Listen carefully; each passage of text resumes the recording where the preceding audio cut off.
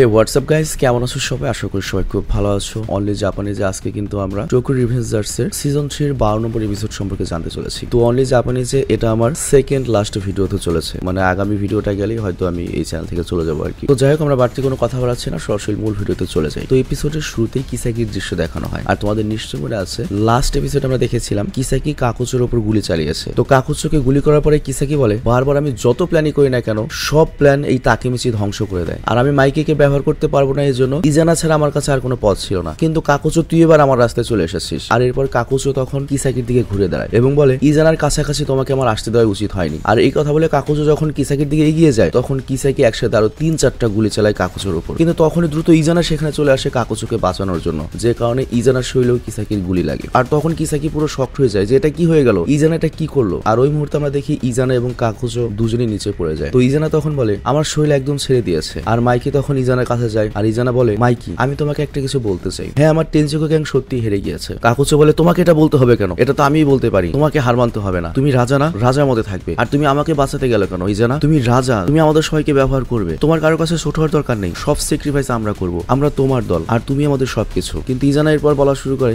মাইকি তুমি বলেছিলে আমাকে বাঁচাবে, তাই না? মাইকি বলে, কথা বলো না, আমি তোমার ভাই, আমি তোমাকে অবশ্যই বাঁচাবো। এমা এবং আমি দুজনেই শিনিচিরোকে ভালোবাসতাম, যেমনটা তুমিও ভালোবাসতে। আর এরপর আমরা কাকুচো আর ইজানার ছোটবেলার দৃশ্য দেখি। তো ইজানা অনেক বেশি ব্যস্ত ছিল শিনিচিরোকে চিঠি লিখতে, আর কাকুচো তখন একা বসেছিল, তবু একসাথে ছিল আর কি। তো ইজানা বলে, একবার আমার মায়ের সাথে আমি দেখা করতে গিয়েছিলাম। আর তারপর আমরা ইজানার বাল্যকালের দৃশ্য দেখতে পাই, যখন সে কিছুটা বড় হয়েছে। আর কাকুচো তখন ইজানার সাথে ছিল। তো ইজানা হঠাৎ রাস্তায় তার মাকে দেখতে পায়, আর সে কাকুচোকে তখন চলে যেতে বলে। আর ইজানা তখন দেখতে পায় ওর মা একটা গেমিং সেন্টারের ভেতরে ঢুকেছে। তো সেখানে গিয়ে ইজানা তার মাকে জিজ্ঞাসা করে, আপনি কেন আমাকে ছেড়ে দিয়ে এসেছেন, আর তারপর কেন আমার সাথে আর কখনোই দেখা করতে আসেননি? তো কিছু সময়ের জন্য ইজানা মা কোনো উত্তর না দিলেও পরে সে বলে, দেখো তুমি আমার ছেলে না, আমার যে প্রাক্তন স্বামী ছিল তার একটা ফিলিপাইনের প্রাক্তন স্ত্রী ছিল, তুমি তার সন্তান, আমাদের মধ্যে রক্তের কোনো সম্পর্ক নেই। আর তোমার বাবা বোকা ছিল, আর এর জন্য গুন্ডারা তাকে চাকু দিয়ে মেরে ফেলেছিল। তো তুমি বুঝতে পেরেছো, তুমি আমার সৎ সন্তান। তো এটা অনেক পেঁচানোর সম্পর্ক, কিন্তু এখন আমি যে ব্যাপারটা ক্লিয়ার হলাম তোমাদেরকে আমি বুঝিয়ে বলি। এই ইজানা কই থেকে এসেছে? এই ইজানার বর্তমান যে মা, এটা ওর আসল মা নয়। ইজানার আসল মা হচ্ছে ফিলিপাইনের, এবং ইজানার বাবাও কিন্তু আরেকজন ছিল, মানে ওর বর্তমান এই মায়ের পূর্বের স্বামী। কিন্তু ও বর্তমানের এই মা আবার পরে করেছিল কি, আমাদের মাইকির বাবাকে বিয়ে করেছিল। তো মাইকির বাবাকে বিয়ে করার পরে তারপর সেখানে এমা জন্ম নিয়েছিল। আর এই হিসেবে মাইকি এমা আর শিনিচিরো সৎ ভাই বোন হলেও এই ইজানা কিন্তু সম্পূর্ণ আলাদা। রক্তের কোনো সম্পর্ক মাইকির সাথে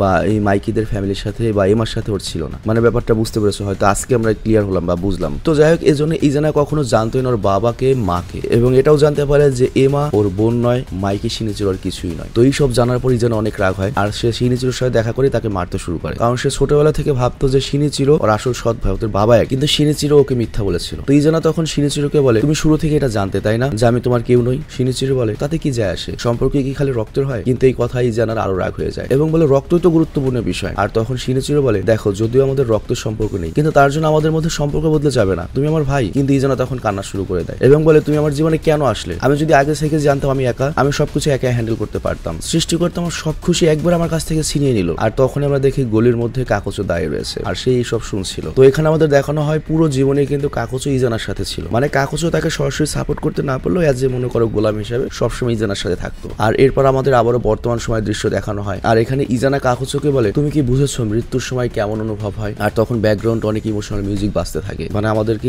ইজানার সিচুয়েশন ফিল করানোর জন্য। তো যাই হোক, ইজানা এরপর বলে যে আমি না শিনিচিরোর ভাই ছিলাম না এমার ভাই ছিলাম। তো এখন আমরা বুঝতে পারি কেন সে মাকে মেরেছে, কেন এমাকে মারতে গিয়ে তার একটু খারাপ লাগেনি। তো এরপর ইজানা মাইকিকে জিজ্ঞাসা করে, এত সবকিছু জানার পরে এখনো কি তুমি আমাকে বাঁচাবে? বাট মাইকি উত্তর দেওয়ার আগেই ইজানার নিঃশ্বাস আটকে যায়, এবং ইজানা মারা যাওয়ার আগে এমার নাম লাস্টবারের মতো নেয়। কিন্তু এইগুলো দেখে কিসাকির অবস্থা খারাপ হয়ে যায়, কারণ এগুলো তোর প্ল্যানের অংশই ছিল না। আর এদিকে কাকুচো অনেক ইমোশনাল হয়ে যায়, কারণ ও ছোটবেলা থেকে ইজানার সাথে ছিল। তো কাকুচো ইজানাকে ডাকার চেষ্টা করে, বাট কাকুচো শরীরে তারও বেশি গুলি লেগেছে। তবে তারপরেও কোনো রকমে ইজানার পাশে এসে হাত ধরে শুয়ে পড়ে। আর তারপরে কাকুচো বলে, আমি তোমাকে একা থাকতে দেবো না, আমি খুব তাড়াতাড়ি তোমার কাছে চলে আসছি। আসলে আমাদের জীবন অনেক কষ্টের ছিল, তবে তারপরে আমরা যেহেতু একসাথে ছিলাম, আমরা সবসময় একসাথে থাকবো। আর তখনই সেখানে স্নো পড়তে শুরু করে, আর স্নো দেখে কাকুচোর ছোটবেলার একটা কথা মনে পড়ে যায়। কাকুচো যখন স্কুলে ছিল তখন স্নো পড়ে, আর ওরা তখন ইগলু বানাচ্ছিল, আই মিন বরফের ঘর। তো কাকুচো তখন নিজ হাতে বরফ দিয়ে বসার জন্য একটা স্ট্যান্ড বানায়, কিন্তু ইজানা সেটা ভেঙে ফেলে। আর তখন কাকুচো বলেছিল, আমি একাই খেলবো, আমি তোমার সাথে খেলবো না। তবে ইজানা বলায় ওরা দুজন আবারও একটা বড় করে ইগলু ঘর বানায়। আর তখন ইজানা একটা প্ল্যান করে, বলে আমরা যখন বড় হয়ে যাব তখন আমরা একটা শক্তিশালী টিম বানাবো, আমাদের কথা যে মানবে না তাদের আমরা মেরে ফেলবো। কাকুচো বলে, এটা তো অনেক ভয়ঙ্কর হবে, আমাদের কথা না মানলে আমরা জানে মেরে ফেলবো তাকে। কিন্তু আবার কাকুচো বলে ওঠে, ও আমি তো তোমার সার্ভেন্ট, তাহলে কি আমি ওই দেশের প্রধানমন্ত্রী হব? ইজানা তখন বলে, তুমি কি জানো সার্ভেন্ট অর্থ কি? মানে বুঝতেই পারছো কাকুচো জানতোই ভাবি না যে সার্ভেন্ট অর্থ চাকর, ওর কাছে মনে হচ্ছে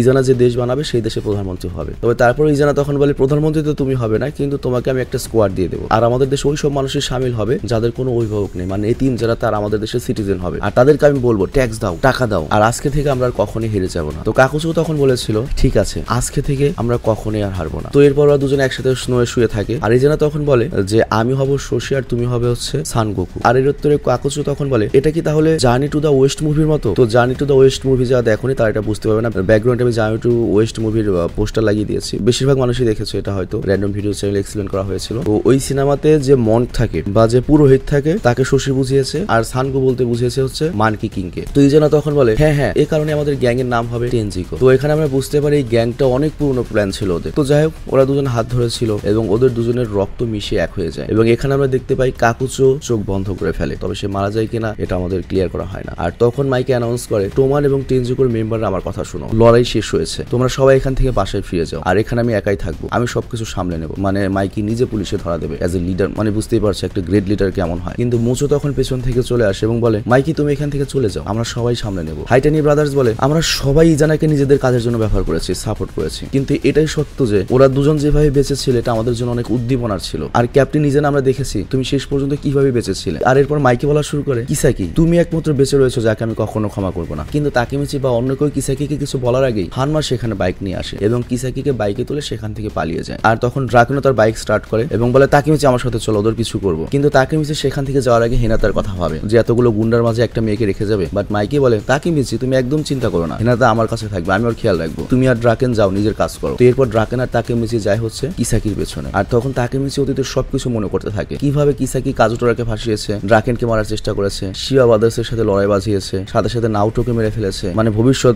বর্তমান মিলিয়ে বলছে আর কি। এর সাথে ইজানা কাকুচোকে মেরে ফেলেছে, এমাকেও মেরে ফেলেছে, এর সব পিছনে জড়িত ছিল। আর তাছাড়া কিসাকি হচ্ছে সেই ব্যক্তি যে কিনা ভবিষ্যতে হিনাতার মৃত্যুর পেছনে বারবার দায়ী থাকবে। তো এর জন্য তাকেমিচি মনস্থির করে এবার সে কিসাকিকে কোনোভাবে ছাড় দেবে না। কিন্তু হানমা অনেক জোরে বাইক চালাচ্ছিল, তো এর ফলে যেটা হয় হানমার বাইক অ্যাক্সিডেন্ট করে ওরা দুজনেই নিচে পড়ে যায়। আর এর ফলে ফাইনালি তাকেমিচি সামনে কিসাকিকে দেখতে পায়, বাট কিসাকি তখন সেখান থেকে পালানোর চেষ্টা করে, কিন্তু তাকেমিচি তো দৌড়াতে পারছিল না, আমরা তো জানি ওর পায়ে গুলি লেগেছে। বাট তখন ড্রাকেন আসে এবং তাকেমিচিকে তুলে কিসাকির পেছনে দৌড়াতে লাগে। তো তাকেমিচি তখন ড্রাকেনের কাছে ক্ষমা চায় যে আমি হেল্প করতে পারলাম না এই টাইমে। কিন্তু ড্রাকেন বলে চিন্তা করো না, প্রথমে তুমি আমার জায়গায় ছিলে, তোমার কি মনে আছে আমাকে যখন চাকু মারা হয়েছিল তখন তুমি আমাকে কাঁধে নিয়েছিলে, তোমাদের নিশ্চয়ই মনে আছে একবারে শুরুর দিকে। তো ড্রাকেন বলে তুমি জানতে মরে যাবো তাই না, আমি দেখেছি, বারবার দেখেছি তুমি কিভাবে সবসময় টোমানকে বাঁচানোর জন্য জান লাগিয়ে চেষ্টা করেছো। বাট তখনই পেছন থেকে হানমা আসে এবং একটা রড নিয়ে ওদের উপর হামলা করে, বাট ড্রাকেন সেই হামলাটা ডিফেন্ড করে দেয়। আর এরপর ড্রাকেন বলে তাকেমিচি তুমি এগিয়ে যাও, আমি ওকে সামলাচ্ছি। আর তখন তাকেমিচি বলে চিন্তা করো না, আমার পায়ের অবস্থা খারাপ হলে আমি জোরে দৌড়াতে পারবো। আর ড্রাকেন তখন বলে এর জন্য তো তুমি একটা জম্বি, কিন্তু আজকে আমি ওদেরকে টুকরা টুকরা করে ফেলবো। ফাইনাল শোডাউন শুরু হয়ে গিয়েছে। আর এদিকে আমরা দেখি তাকেমিচি ফুল স্পিডে দৌড়াতে থাকে কিসাকিকে ধরার জন্য। আর এরপর তারা একটা পার্কিং লটে আসে, আর তখন কিসাকি একটা ইট তোলে তাকেমিচির মাথায় মারে, কিন্তু তাকেমিচিও কিসাকিকে অনেক জোরে একটা ঘুষি মারে এবং দুজন নিজেদের মধ্যে লড়াই শুরু করে দেয়। মানে এখন finally Kisaki versus Takemichi hand to hand battle শুরু হয়ে গিয়েছে। আর এই এপিসোডটার জন্য কিন্তু আমরা অনেক সময় ধরে অপেক্ষা করছিলাম যে কিসাকি হারামি কখন শেষ হবে। তো এখানে টোকিও রিভেঞ্জার্স এর সিজন 3 12 নম্বর এপিসোড শেষ হয়ে যায়। তো যাই হোক তোমাদের সবাইকে ধন্যবাদ যে তোমাদের জন্য আমি টোকিও রিভেঞ্জার্স এ কাজ করেছি। তোমরা সাজেশন না করলে, তোমরা স্প্যাম না করলে এই অসাধারণ সিরিজটাতে আমার কাজ করা হতো না, এই অসাধারণ স্টোরিটা সম্পর্কে আমি কখনোই জানতে পারতাম না। আর এখানে আরেকটা বিষয় উল্লেখ্য, টোকিও রিভেঞ্জার্স সিরিজটা দেখে আমি যেটা বুঝলাম এখানে যে রাইটার ভাই ও